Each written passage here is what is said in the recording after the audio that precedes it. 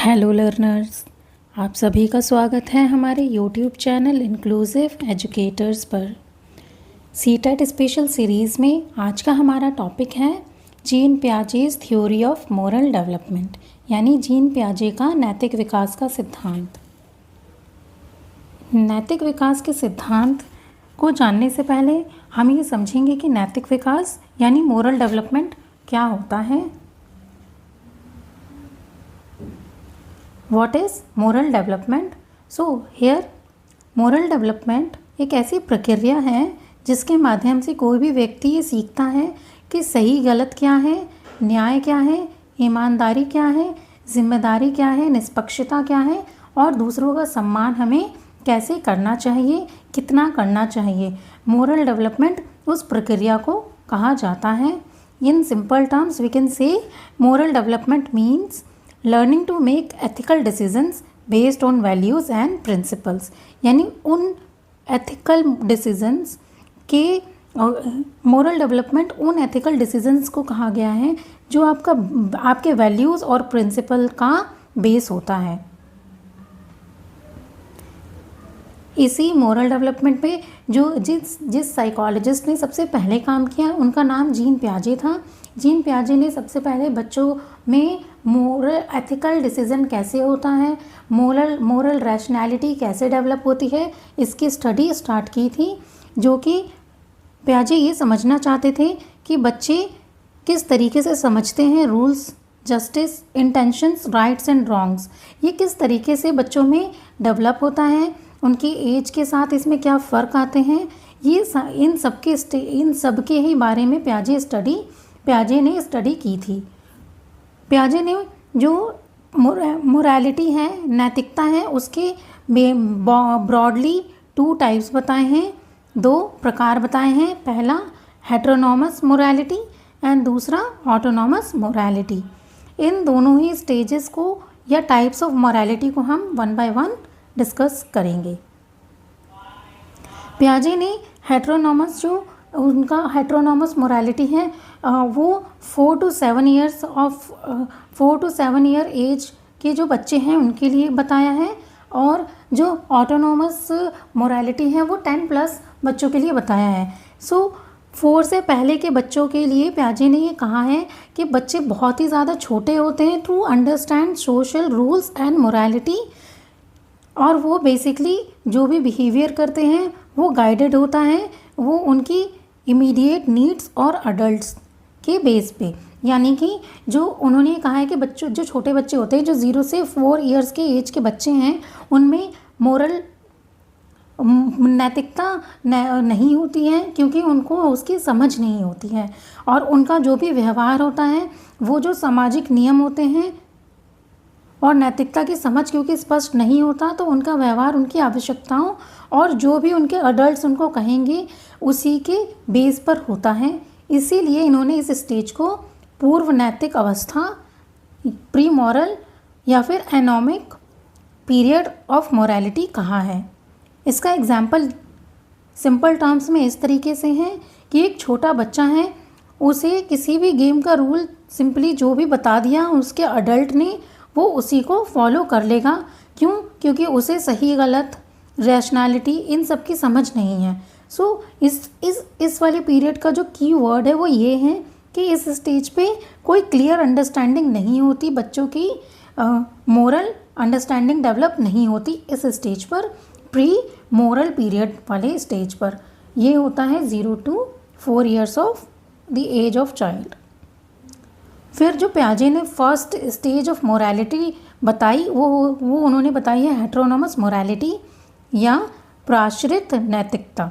ये इसके नाम से ही हमें समझ में आ रहा होगा, हेटेरोनॉमस या प्राश्रित, यानी इस एज ग्रुप के बच्चों की 4 to 7 के जो एज ग्रुप के बच्चे हैं उनकी जो मोरालिटी डेवलप हो रही है वो बेसिकली वो प्राश्रित हैं, वो दूसरों पे डिपेंडेंट हैं। उन्हें इस स्टेज पे ये बोला कि बच्चे जो हैं वो रूल्स को देखते हैं कि वो रूल्स फिक्स हैं, सीक्रेट हैं, यानी पवित्र हैं, लाइक गॉड मेड हैं, या ऐसे हैं जो अनचेंजेबल हैं, जिन्हें चेंज नहीं कर सकते हम, और ये बनाए गए हैं बाय द पावरफुल अडल्ट्स ताकि वो जो भी एक्शंस कर रहे हैं बच्चे उनको गाइड कर सके मेजरली। और ये बेसिकली डिपेंड्स होता है बच्चों के, और ये बेसिकली डिपेंड होता है कॉन्सिक्वेंसेस पे। यानी सिंपल टर्म्स में हम ये डिस्कस करेंगे कि हेट्रोनोमस मोरालिटी जो पियाजे ने बताई है वो ये बताई है कि ये इस स्टेज पे बच्चे मानते हैं कि जो रूल्स होते हैं वो फिक्स होते हैं और एक पावरफुल अडल्ट्स द्वारा, और कुछ पावरफुल अडल्ट्स द्वारा ये बनाए गए हैं, जैसे कि पेरेंट्स, टीचर्स और एनी अदर अडल्ट और पावरफुल पर्सनैलिटी, पावरफुल अडल्ट्स, उन्होंने ये बनाए हैं और ये फिक्स हैं। इस स्टेज के जो मेजर फीचर्स हैं वो इस प्रकार हैं। पहला, इसमें जो रूल्स हैं वो फिक्स है, जो भी रूल सेट हुए हैं सोसाइटी ने क्रिएट किए हैं वो फिक्स है और अनचेंजेबल है, बच्चा ये मानता है। और दूसरा कि अथॉरिटी ही डिटरमाइन करती है कि क्या सही है क्या गलत है, आपकी रैशनैलिटी या आप डिसाइड नहीं करोगे, एक अथॉरिटी है आपसे जो बड़े हैं वो डिसाइड करते हैं कि what is wrong and what is right. यानी जो उन्होंने कहा सही है वो सही है और जो उन्होंने कहा गलत है वो गलत है। बच्चे सीधा सीधा ये मान के बैठ जाते हैं, उनकी अंडरस्टैंडिंग इतनी ही डेवलप होती है। और उन्होंने मॉरलिटी का जो सेंटर बताया है वो पनिशमेंट बताया है। क्यों? क्योंकि उन्हें पता है कि अगर हमने जैसा अडल्ट्स ने बताया है वैसा नहीं करा तो हमें पनिशमेंट मिलेगी। एंड देन इस स्टेज पे कॉन्सिक्वेंसेस को ज़्यादा अहम बताया गया है रादर देन इंटेंशंस। ये एग्जाम्पल हम आगे वाले पीरियड के साथ डिस्कस करेंगे ताकि हमारी कॉन्सेप्ट क्लैरिटी बेहतर हो सके। फिर ये दूसरा स्टेज है जो कि 10+ के बच्चों में डेवलप होती है। पियाजे ने ये बताया है कि ये यूजुअली 10 साल के बाद वाले बच्चों में डेवलप होती हैं कि बच्चे ये समझने लगते हैं कि रूल्स जो हैं वो क्रिएटेड हैं, जो कि क्रिएट किए गए हैं म्यूचुअल एग्रीमेंट से। मतलब कई सारे लोग हैं, लोगों ने, सोसाइटी ने, पब्लिक ने म्यूचुअली एग्रीमेंट के थ्रू कुछ रूल्स बनाए हैं और ये रूल्स चेंजेबल हैं। इस स्टेज के जो मेजर फीचर्स हैं यानी ऑटोनॉमस या स्वायत्ता नैतिकता का जो मेन फीचर्स हैं, मुख्य विशेषताएं हैं इस स्टेज की, ये हैं कि इस स्टेज में बच्चों की अंडरस्टैंडिंग डेवलप हो जाती है थोड़ी बहुत और वो समझते हैं कि रूल्स जो है वो फ्लेक्सिबल हैं, यानी वो चेंज किए जा सकते हैं। और इंटेंशंस ज़्यादा इंपॉर्टेंस होती है, कॉन्सिक्वेंसेस नहीं होते कि आपको जो आप एक्शन कर रहे हो उसके बाद आपको पनिशमेंट मिलेगी या रिवॉर्ड मिलेगा, ये इम्पॉर्टेंट नहीं है। ये इम्पॉर्टेंट है कि आपने उसको किस इंटेंशन के साथ किया है। इसमें जो है म्यूचुअल रिस्पेक्ट डेवलप हो जाती है, बच्चे जो हैं वो म्यूचुअल रिस्पेक्ट डेवलप कर लेते हैं क्योंकि इनका मानना होता है कि सोसाइटी ने म्यूचुअल एग्रीमेंट के थ्रू कुछ रूल्स क्रिएट किए हैं और हम उसी तरीके से जो रूल क्रिएटेड हैं उन्हें हम ख़त्म करके नए रूल्स भी बना सकते हैं। Then equality and fairness became important. मतलब बच्चों में जैसे जैसे समझ आती है वो समझने लगते हैं कि ऐसा नहीं है जो बड़ों ने कहा वही सही है और वही अल्टीमेट ट्रूथ है, इट कैन बी चेंज। और ये इक्वालिटी और फेयरनेस को रिफ्लेक्ट करती है। देन चिल्ड्रंस इंक्रीजिंगली जज बिहेवियर इंडिपेंडेंटली। मतलब कि बच्चों की जो है जो भी वो बिहेवियर कर रहे होते हैं वो ज़्यादा इंडिपेंडेंट हो जाते हैं और पिछले वाले जो बिहेवियर थे बच्चे उसी हिसाब से करते थे जैसे उन्हें अडल्ट्स उनको कहते थे कि आपको ये करना है, ये रूल है, इसे फॉलो करो। और इस स्टेज पे बच्चे का जो बिहेवियर है वो इंडिपेंडेंट हो जाता है, वो खुद से ही सही गलत की थोड़ी थोड़ी पहचान करने लगते हैं। एक एग्जाम्पल के थ्रू हम दोनों स्टेजेस को क्लियरली समझेंगे। जैसे कि इस पिक्चर में बताया गया है कि एक बच्चा है जो कि हेट्रोनोमस मोरालिटी के स्टेज पर है, वो बच्चे की एज 4 to 7 है। उसे अगर कोई बताता है कि कोई पर्सन है, अगर उससे गलती से 5 गिलासेस टूट गए हैं और एक दूसरा पर्सन है जिसने गुस्से में एक गिलास को फेंक कर तोड़ दिया है, तो अगर इस वाले स्टेज के बच्चों से पूछा जाएगा जो हेट्रोनोमस मोरालिटी स्टेज पर है कि किस बच्चे को ज़्यादा पनिशमेंट मिलनी चाहिए, तो वो ये कहेंगे कि उस बच्चे को उनको ज़्यादा मिलना चाहिए जिन्होंने 5 कप्स को तोड़ा है, 5 जो कप्स हैं उनको तोड़ा है। और इस वाले स्टेज के बच्चे जो ऑटोनॉमस मोरालिटी के स्टेज के बच्चे हैं वो कहेंगे कि नहीं, इंटेंशन मैटर करता है। जिससे 5 कप टूटे हैं उन्होंने गलती से ये कप तोड़े हैं, जबकि जो एक कप जिसने 1 कप तोड़ा है वो उसने गुस्से में तोड़ा है, तो उसको ज़्यादा पनिशमेंट मिलनी चाहिए। और जिसके हाथों से 5 कप टूट गए हैं उसे पनिशमेंट ही नहीं मिलनी चाहिए, क्योंकि उनके इंटेंशंस ग्लासेस या कप को तोड़ना नहीं था। तो ये वाली अंडरस्टैंडिंग इस स्टेज पर डेवलप हो जाती है।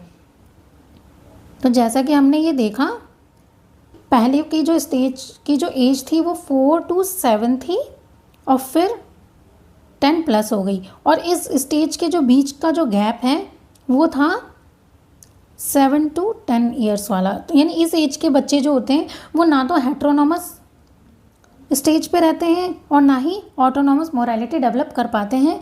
इस स्टेज के बच्चे को हम कहेंगे वो ट्रांजिशन पीरियड में हैं, यानी उनके कुछ फैसले तो हेट्रोनॉमस मोरालिटी के बेस पे होते हैं, कुछ फैसले ऑटोनॉमस मोरालिटी के बेस पे होते हैं। अभी बच्चे बस ट्रांसफ़र ही कर रहे होते हैं, वो ट्रांजिशन पीरियड में होते हैं।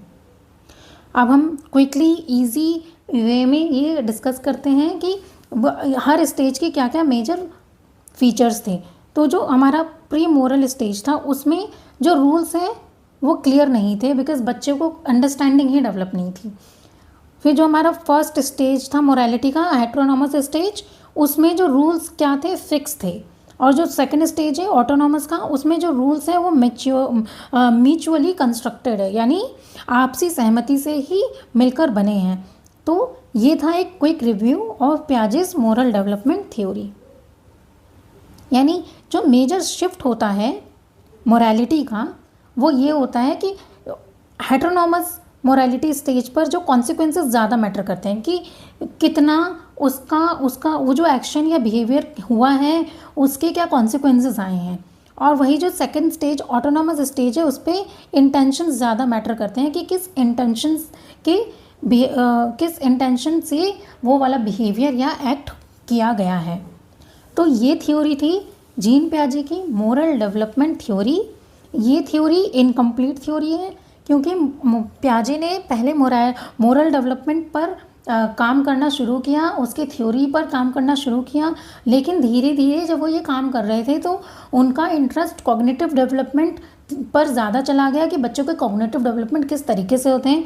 तो उन्होंने ये काम को वहीं पे रोक दिया और फिर कॉग्निटिव डेवलपमेंट वाला वर्क अपना शुरू कर दिया। लेकिन ये थ्योरी बेस मानी जाती है। लेटर जो मोरल डेवलपमेंट थ्योरी का जो बेंचमार्क थ्योरी दी है लॉरेंस कॉलबर्ग ने, उन्होंने पियाजे की इस थ्योरी से ही इंस्पिरेशन लेकर या इसको फाउंडेशन मान के ही आगे मोरल रीजनिंग पर काम किया। तो ये थ्योरी बेसिकली बेस मानी गई लॉरेंस कॉलबर्ग की मोरल डेवलपमेंट थ्योरी की, जिसको हम आगे की वीडियो में कवर करेंगे। आई होप आपको ये थ्योरी समझ आई होगी, आपको कॉन्सेप्ट्स क्लियर हुए होंगे।